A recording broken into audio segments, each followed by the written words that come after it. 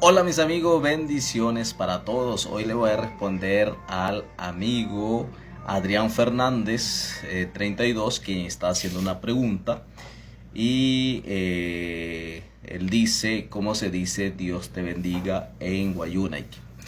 Es importante aclararles, amigos, que hay palabras en español que no tienen una traducción en Guayunaiki. Sin embargo, se busca una palabra que tenga casi el mismo significado o unas palabras que nosotros consideramos que es el mismo significado, pero textual o literalmente, vamos a decirlo de esa manera, no tienen una traducción en Guayunaiki.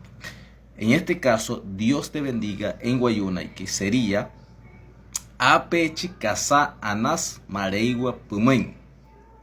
Ape chicasa anas mareigua pumen, que traducido al español sería Dios te va a dar algo bueno. Apechi significa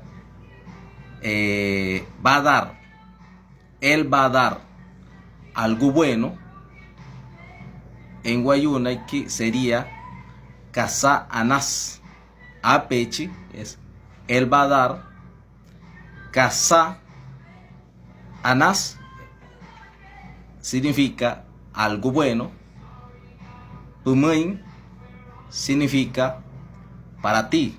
Mareigua es Dios. Entonces, Apechi va a dar. Casanas, algo bueno. Mareigua, Dios. Pumain, para ti.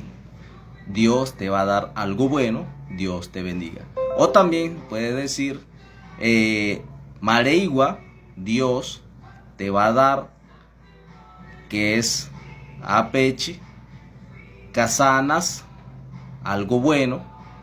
Pumain, para ti. Mareigua Apechi Casa Anas Pumain o Apechi Casa Anas Mareigua Pumain. Dios te bendiga. Para más traducciones en Guayunaiki los invito a seguirme y a compartir este video.